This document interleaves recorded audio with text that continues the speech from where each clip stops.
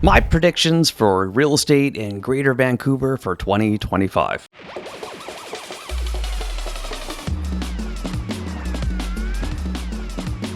Own your life. Hi, I'm Jessi Johnson, a 19-year veteran in the industry, and this is my podcast dedicated to helping you understand the roller coaster real estate market in Greater Vancouver. First, I'm going to post a link in the description to my last podcast, which picks apart my 2024 predictions, so you can decide whether I'm out to lunch or not. With changes to both the US and Canadian federal governments in play, it'll be much harder to predict this year. 2025 will be a very volatile year, and everything from mortgage rates to prices will be near impossible to predict. That is my excuse, and I am sticking to it. There are so many what ifs right now. What if the Liberal government finally admits that we are in a recession and the media pumps doom and gloom? What if Trump's brutal 25% tariffs crush the economy? What if the Russian invasion of Ukraine escalates into more of a global war? Who knows? But let's try to focus on what we do know. Interest rates are on the way down, and the reckless tap of flowing immigration has been apparently turned off.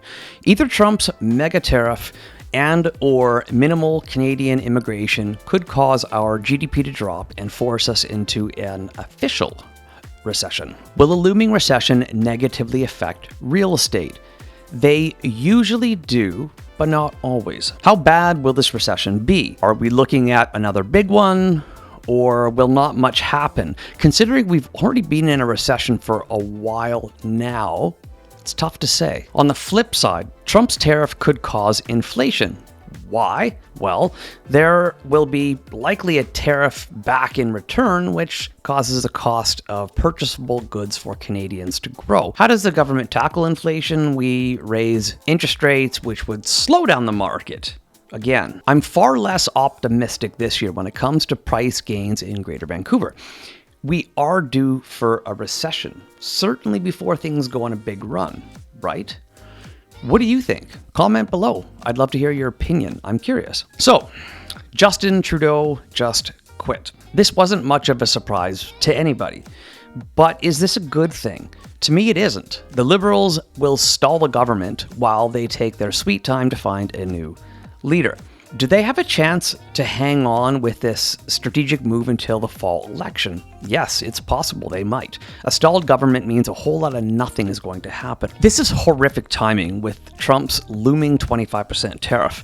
We will likely be crushed in negotiations with our unstable government and devalued dollar. I predict the federal government will finally admit to a recession by summertime, specifically in Q3 of 2025. FYI, I've said it before, we have been in a recession for a while now, but misleading numbers do not show it from falsely inflated GDP from excessive immigration. Yes, the federal government apparently cut off immigration, but that doesn't mean we still won't continue to see an influx of humans. Higher living costs and fewer job opportunities make Canada less attractive, especially for skilled immigrants. Investment capital is fleeing Canada at record levels. Canadian investment opportunities are few and far between. Businesses are struggling with record high insolvencies and bankruptcies. We've been strangled financially as a whole in Canada for over 3 years now, with brutal inflation caused by reckless government spending and printing of money.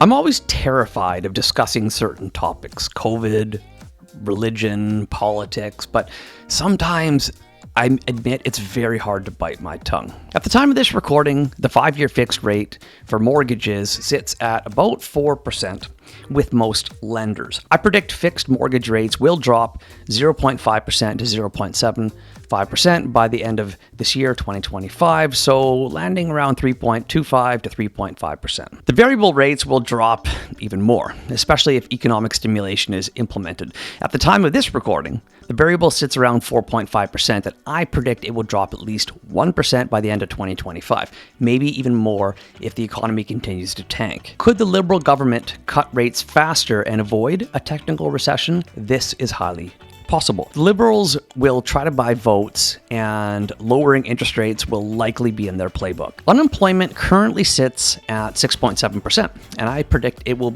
rise at least 1% this year. Inflation currently sits at 1.9%, slightly below the annual goal of 2%. Now, what kind of goal is that in the first place? Your dollar will only lose 2% each year? How accurate even is that number? Regardless, I don't feel prices will decline at the pump or grocery store anytime soon. I predict inflation will remain the same, give or take 0.2%, with a roller coaster effect throughout the year. Mortgage arrears currently sit at 0.21%, which is considered high. I predict that will actually go up by the end of the year, but stay below 0.3%. Our governments need to stimulate development. Far more is needed. Less red tape, cheaper soft costs, and a faster turnaround time. It is unlikely much will change under the current NDP and federal governments in 2025, but I am hopeful. What would I like to see? Both provincial and federal governments can fuck off with their anti-flipping policies and fines. Leave people's principal residences alone and let people upgrade their homes for resale if they want to. If someone wants to buy a shithole and make it pretty for a profit, good for them. Why stop that? It has zero effect on affordability when you actually look at the numbers. Well, minimal. Instead, tackle the pink elephant in the room and find ways to boost new home starts by substantially increasing inventory, which in turn will bring down home prices. Home affordability is at disgusting levels. So many mistakes and negligence got us here. Address that and fix the problem. Don't point fingers and implement unthought out policies. Okay, rant over. Now let's talk about home prices. I predict Greater Vancouver home prices will rise a modest 3 to 4%. I don't think we will go on a run until 2026 or maybe even early 2027. It just doesn't appear in the cards. I do feel real estate sales will increase with much higher numbers. Many buyers have been on the fence for a long time, and I think they'll start coming out this year. I predict sales will be up 10 to 15%. This would be greatly welcomed by all realtors and mortgage brokers. We haven't been in an easy market in over 5 years. COVID was tough, but the last 3 years with the high interest rates were even harder. You might be thinking, screw realtors, they're the root of all price increases.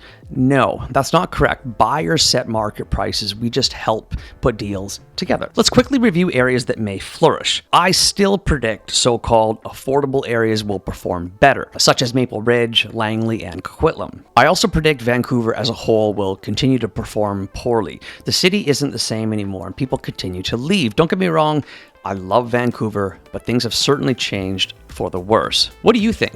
What are your predictions? I'm curious. That's all for now. Book a time to have a confidential conversation with me at any time. Bring your skill testing questions. The link to my calendar is in the description. Please share this video with somebody now who you think would benefit. Don't forget to grab a copy of my best-selling book, Rockstar Real Estate Investing, for more in-depth knowledge. I'm Jessi Johnson. Have a nice day. Bye-bye.